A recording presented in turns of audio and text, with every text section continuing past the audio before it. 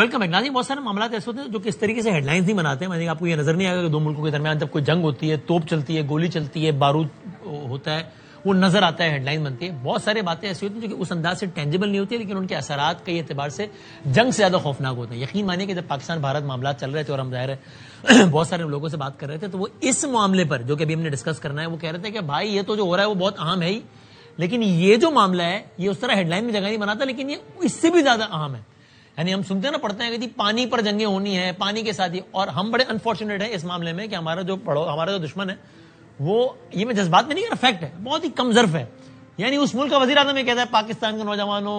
روٹی کھاؤ ورنہ گولی تو ہے ہی, پانی اور خون ساتھ نہیں بہیں گے, ابھی تو اتنا سا پانی بند کیا تو تمہاری چیخنے. اس کے لیے آپ کا بہت ہی کم ظرف اور بہت ہی پست ذہنیت کا ہونا ضروری ہے, لیکن وہ ہے. ہم ایک ایسی حکومت سے انڈیا میں فیس کر رہے ہیں جو کہ اس طرح کی باتیں کرتا ہے. سندھ طاس معاہدہ, مطلب ابھی اس سے لمبی بات ہو سکتی ہے, لیکن ظاہر ابھی اس کو ہم کوئکلی لے کے آگے بڑھتے ہیں. ایسی طرز کا معاہدہ ہے کہ جو کہ ایک پانی کے متعلق ایک ارینجمنٹ کے حوالے سے بات کرتا ہے. پاکستان اور بھارت کے درمیان پانی کی تقسیم کا معاہدہ ہے, 1960 کا معاہدہ ہے. پاکستان کے صدر ایوب خان, بھارت کے وزیر اعظم جواہر لال نہرو, ان کے درمیان یہ معاہدہ ہوا. اور یہ کوئی پاکستان انڈیا نے نہیں آپس میں بیٹھ کے ایک رات ایک معاہدہ کر لیا. لمبی اس کی ایک ہسٹری ہے, اور پھر اس میں ایک ضامن ہے. وہ ضامن بھی کوئی تیسرا ملک نہیں ہے, کوئی ورلڈ بینک اس کا ضامن ہے, اور اس کی بہت ساری شقیں, جس میں یہ ہے کہ یہ ایسا نہیں ہو سکتا کہ ایک دن ایک فریق کا, چاہے وہ فریق پاکستانی کیوں نہ ہو, اس کا موڈ ہو کہ یار ایسا کرو بھی, اس کو معطل کرو, یار اس کو ختم کرو, تو چلو کل صبح سے ختم. نہیں, ایسا نہیں ہے. یعنی معاہدے میں یہ بات طے ہے باقی باتوں کی طرح, کہ ایسے ہی نہیں ہو سکتا کہ ایک فریق ہے کہ یار ابھی ختم کرو یہ معاہدہ, نہیں کر رہے. لیکن انڈیا نے حالیہ تاریخ میں یہ ساری باتیں کی, یہ سب دھمکیاں دی, کچھ پہ عمل کیا اور کچھ پہ عمل کرنے کی دھمکیاں دے رہا ہے, جس کے نتیجے میں پاکستان پانی کے حوالے سے بہت زیادہ متاثر ہو سکتا ہے. ظاہر ہے پانی زندگی ہے, ظاہر ہے, اس میں تو کوئی دو رائے نہیں. اسلام آباد میں آج اس حوالے سے ایک بڑی بیٹھک ہوئی, بڑی نشست ہوئی. اس میں پاکستان کے ڈپٹی وزیر اعظم تھے, اس میں بلاول بھٹو زرداری صاحب تھے, اس میں غیر ملکی مبصرین تھے, اور اس میں اس حوالے سے تفصیل سے بات ہوئی. ہم ذرا, ہمارے تو آج کے جو مہمان ہیں وہ ان کا حکومتی جماعت سے تو تعلق ہے ہی, آف کورس بہت سینئر عہدوں پر رہے ہیں, سینئر ترین متعلقہ ترین وزارتوں میں رہنے سے متعلق, ڈیفنس سے متعلق, کامرس سے متعلق, فارن افیئر سے متعلق, اور پھر خود یہ جو معاملہ ہے اس متعلق بھی وہ متعلقہ کمیٹیز یا ڈیلیگیشنز کا حصہ آ رہے ہیں, پاکستان اور پاکستان سے باہر اس کیس کے بارے میں انہوں نے بات کی ہے. ہم بڑے سادہ آسان الفاظ میں ان سے دو تین بڑی بنیادی باتیں جاننے کی کوشش کرتے ہیں. میری مراد ہے جناب خرم دستگیر خان صاحب سے, ان کا میں نے تعارف آپ کی خدمت میں عرض کیا. بہت متعلقہ شخصیت, بہت شکریہ خرم صاحب وقت دینے کا. میں اگر ناظرین کے لیے بہت عام فہم انداز میں پوچھوں تو میں یہ کہہ سکتا ہوں کہ یہ جو آج کی جو نشست تھی, مطلب کوئی اگر پوچھے جی گفتن نشستن برخاستن تو نہیں ہو گئی, سب مل بیٹھے, سب نے کہا انڈیا بہت غلط کر رہا ہے, پاکستان کی زیادتی ہو رہی ہے, تو یہ تو ہو رہی ہے, ٹھیک ہے. اس کو ہم اس اینگل سے دیکھیں کہ یہ گویا ایک پہلا باقاعدہ قدم تھا کہ اب ہم نے اس کو کس طریقے سے عوامی سطح پہ, ڈیلیگیشنز, ملاقاتیں, وہ سب تو ہو ہی رہا ہے, بیک ڈور بہت کچھ ہو رہا ہے, عوامی سطح پر اس بات کا پرچار کرنا ہے کہ کیسے بھارت کھلے عام, یعنی اس میں کوئی ایمبیگوٹی نہیں ہے, یعنی یہ نہیں کہ پاکستان یہ کہہ رہا ہے وہ تو بھارت کے خلاف ہی بات کرے گا, نہیں, اس میں ہم نے اس نظریے کا پرچار کرنا ہے, اور اس کی آج پہلی سیڑھی ہے, پھر ہم نے دنیا بھر میں پیغام لے کے جانا ہے کہ کیسے پانی جیسی ایک بنیادی شے پہ, اور یہ طے ہے کہ پانی کو کبھی بھی بطور ہتھیار استعمال نہیں کیا جاتا, بھارت یہ کر رہا ہے, اور ایک معاہدہ جس کا ضامن کوئی تیسرا ملک بھی نہیں ہے بلکہ ورلڈ بینک ہے, اس کی خلاف ورزی کر رہا ہے. اس کا آج پہلا باقاعدہ قدم تھا. میں اس طرح فریم کروں اس کو؟ جی, یہ بالکل ایک فریم کا حصہ ہے کہ پاکستانی عوام کے ذہنوں کو بھی ہمیں جو ہے ایک صراحت کے ساتھ بتانا ہے کہ یہ کیا معاملہ ہے, اور اپنی جو ہم نے دنیا کے سامنے جا کے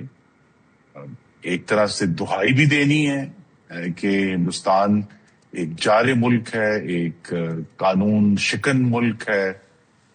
ایک میں کہہ سکتا ہوں لفظ ظالم ملک ہے جو اپنے ہمسایہ ملک کا پانی روکنے کی دھمکیاں دیتا ہے بار بار, اور انگریزی میں کہتے ہیں روگ سٹیٹ ہے, ایک بدماش ریاست ہے. تو لہذا وہاں اب یہ کیس پاکستان میں بھی لڑنا ہے, ہم نے پوری دنیا میں بھی لڑنا ہے, کیونکہ یہ اب ہمیں ایک جسے کہتے ہیں بین الاقوامی ماحول بنانا ہے, انٹرنیشنل کلائمیٹ آف اوپینین, جس میں ہم یہ ہندوستان پہ دباؤ ڈالیں گے کہ وہ یہ پانی کو جارحیت کے لیے استعمال نہ کرے. دیکھیے, ہمارے اور ان کے ساتھ معاملات بہت سارے ہیں جن پہ ہمارا ایک سخت ترین اختلاف ہے, جنگیں ہوئی ہیں, کشمیر کا معاملہ ہے, اس سے پہلے 1971 کی جنگ ہوئی ہے, لیکن پانی کا جو استعمال ہے جنگ کے لیے, وہ ہم نے پہلی دفعہ دیکھا ہے، کیونکہ عام طور پہ یہ جو ہم کہتے ہیں سندھ طاس معاہدہ 1960 میں ہوا تھا، بلکہ اگر میری یادداشت درست ہے تو شہر کراچی میں ہی دستخط ہوئے تھے اس کے. تو وہاں جو ہے وہ 65 سال برقرار رہا، جنگوں کے دوران، سخت ترین تناؤ کے دوران، فوجوں کی نقل و حرکت کے دوران، لیکن دونوں ممالک کے درمیان ایک انڈرسٹینڈنگ تھی کہ ہم اس کو جنگ کا حصہ نہیں بنائیں گے، کیونکہ پانی، آپ نے درست کہا کہ پانی زندگی ہے. اور یہاں ہمارے کیس میں شاید کراچی میں بیٹھ کے تو سب سے زیادہ اس کا احساس ہے کہ جو ہمارے دریا ہیں اور دریا سندھ ہے وہ پاکستان کی پریکٹیکلی شارگ ہے، یعنی ایک کونے سے دوسرے کونے تک جو پاکستان کی پوری آبادی ہے اس کے ارد گرد رہتی ہے، لیکن ساتھ ہی ایک ہزاروں سال پرانی تہذیب بھی ہے. تو ہندوستان اس تہذیب کو بلیا میٹ کرنے کی کوشش کر رہا ہے، لیکن یہ سارا جو کیس ہے یہ ہمیں ڈیولپ کرنا ہے. آج اس کا آغاز ہوا ہے کہ کس طرح بہت ساری چیزیں جو ہیں جو نئی، بہت سارے مجھے معلوم نہیں تھی، مجھے معلوم ہوئی ہیں. میں نے بھی کوشش کی ہے کہ اس پروگرام میں اپنی گفتگو کروں، لیکن یہ ضرور آپ کے ناظرین کے لیے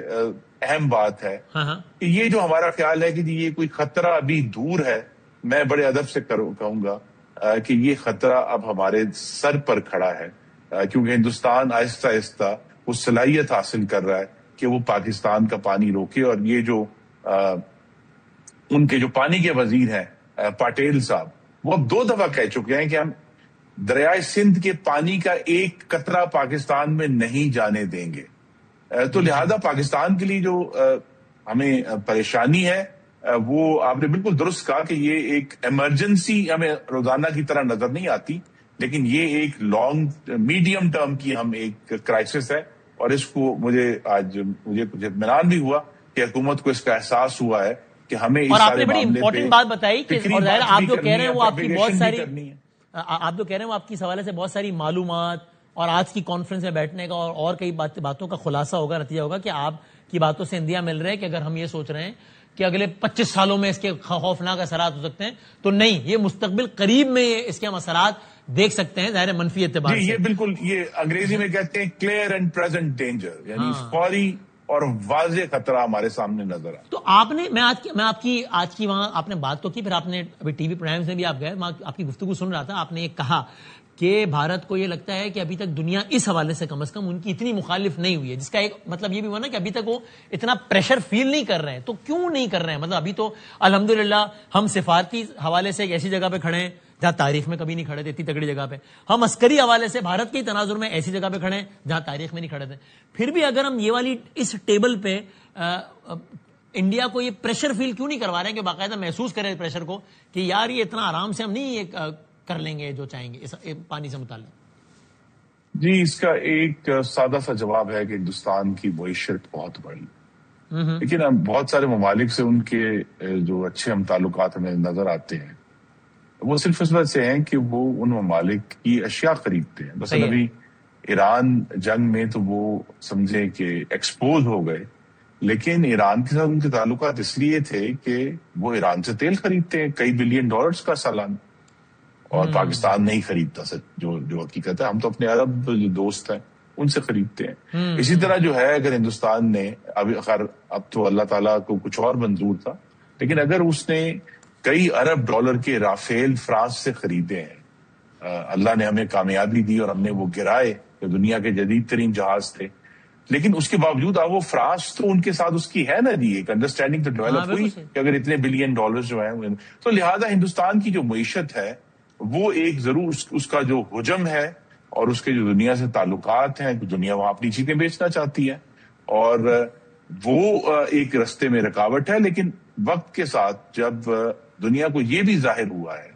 کہ ایک تو بڑی دلچسپ بات ہے کہ ہندوستان کچھ دہائیوں سے اپنے جو معیشت کے اعداد و شمار ہے وہ بڑھا چڑھا کر پیش کر رہا ہے. ان کی معیشت اتنی بڑی نہیں ہے جتنی یہ اس سال میں ایک بڑی اس پر ریسرچ ہوئی ہے کہ ہندوستان نے دنیا کو مس گائیڈ کیا. ایک تو یہ ہے، دوسرا یہ کہ ہندوستان کی جو الائنسز تھیں امریکہ کے ساتھ اس بنیاد پہ تھی کہ ہندوستان چین کے مقابلے میں چین کے سامنے کھڑا ہوگا. ہندوستان اس میں مکمل طور پر ناکام ہے. تو آخری بات بتائیں اب اس کا اگلا مرحلہ کیا اور کب ہے ہمارے ذہن میں؟ کہ اب یہ تو نہیں کہ 8 مہینے بعد اس کے حوالے سے جب بھی کوئی نشست ہونی ہے وہ ہونی، ہم اگلا مرحلہ یہی ہے کہ جس طرح وزیر اعظم نے پچھلے سال ایک وفد بھجوایا تھا، مجھے بھی اس کا حصہ ہونے کا اعزاز حاصل ہوا. ہمیں اتنے بڑے وفد تو نہیں لیکن چھوٹے وفد پوری دنیا میں مستقل بھیجنے ہیں. ہمیں چھوٹے وفد جو ہے دنیا میں جہاں بین الاقوامی قانون کی کانفرنسز ہوتی ہیں، جہاں یہ ڈسکشن ہوتی ہے، وہاں بھیجنے. اور ایک بڑی اہم بات ہے جس کا اگین آج آغاز ہوا ہے، وہ یہ ہے کہ ہمیں جو سوشل میڈیا ہے اس کی بہت ریچ ہے دنیا میں. اس میں تمام جو آج کی ٹیکنیکس استعمال کرتے ہوئے ہندوستان کو بے نقاب کرنا ہے بطور ایک جارے ملک کے، ایک بین الاقوامی قانون توڑنے والے ملک کے، اور ایک قاتل ملک کے جو مستقل دھمکیاں دے رہا ہے کہ ہم اپنے ساتھی جو ہمارا ہمسایہ ہے اس کو جو ہے اس کا پانی روک لیں گے. اور یہ بھی واضح کرنا ہے کہ یہ صرف پانی، جو 2 دریاؤں کا پانی ہے، یہ صرف پانی کوئی کموڈٹی نہیں ہے، اس کے ساتھ ایک تہذیب جڑی ہوئی ہے. 20 کروڑ پاکستانی جڑے ہوئے ہیں، ان کی زندگیوں کا سوال. Thank you sir, thank you very much. بہت شکریہ خرم دستگیر صاحب.